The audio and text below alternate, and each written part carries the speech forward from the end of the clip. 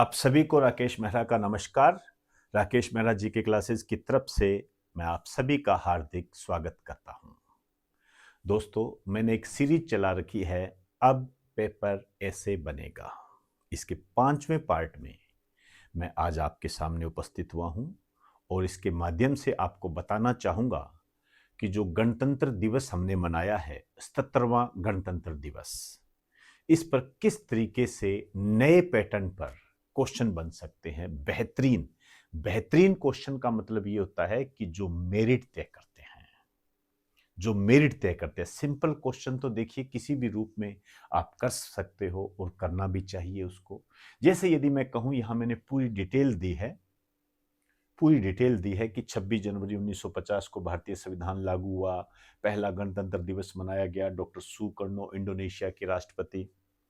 और यहाँ पर मैंने आपको यहाँ बताया है मोस्ट इंपोर्टेंट, किस वर्ष मुख्य अतिथि नहीं आए।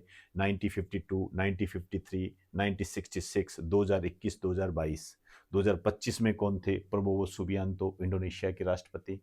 77वां गणतंत्र दिवस मनाया गया 26 जनवरी 2026 को, लेकिन यहाँ विशेष रूप से आपको ध्यान रखना है 76 वर्ष पूरे हुए हैं। यह आपके एग्जाम की दृष्टि से महत्वपूर्ण है। और यहाँ जो मुख्य अतिथि है वो EU, बेसिक क्वेश्चन है। आपको यहां पता होना चाहिए कि EU के साथ भारत का मुक्त व्यापार समझौता हो गया है।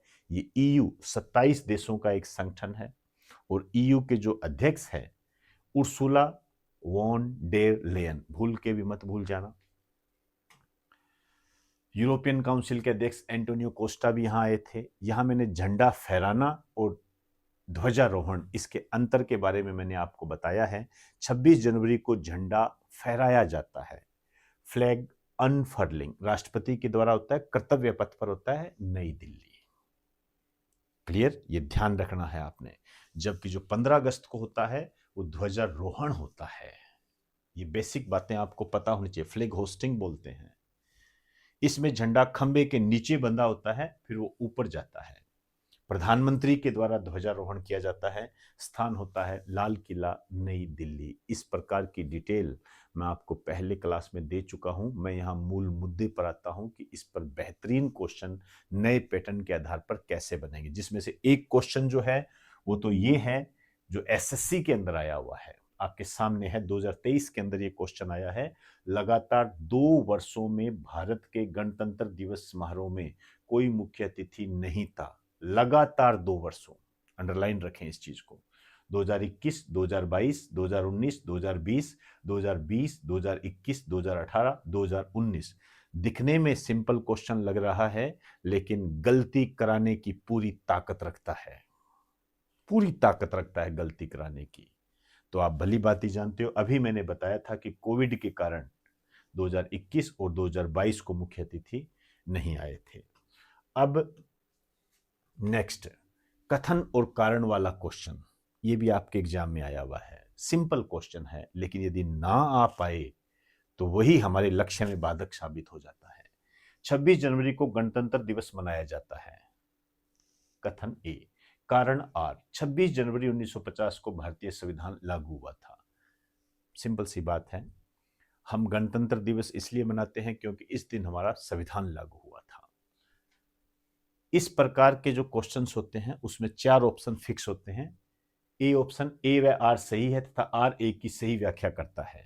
बी, ए व आर सही है तथा आर ए की सही व्याख्या नहीं करता है। ए सही है, आर गलत है, ए गलत है, आर सही है। जब आप इसका एनालाइज करोगे तो आपको पता लगेगा कि ये दोनों सही है, और ये जो कारण है ये हमें बताता है कि हम गणतंत्र दिवस क्यों मनाते हैं। तो इसका जो आंसर होगा, ए व आर सही है तथा आर ए की सही व्याख्या करता है। तो दोस्तों, इजाजत चाहूंगा। ऐसे बहुत सारे क्वेश्चंस हैं, वो मैं अब पेपर कैसे बनेगा इसकी सीरीज के रूप में आपके सामने लेकर आऊंगा। आप हर सीरीज को देखिए और उसका एनालाइज कीजिए, तब आपको ये पता लगेगा कि आप जो लक्ष्य प्राप्ति के लिए आगे बढ़ रहे हो उसमें ये सीरीज आपके लिए कितनी महत्वपूर्ण साबित हो सकती है। तो इजाजत चाहूंगा। आप सभी को नमस्कार, बेस्ट ऑफ लक।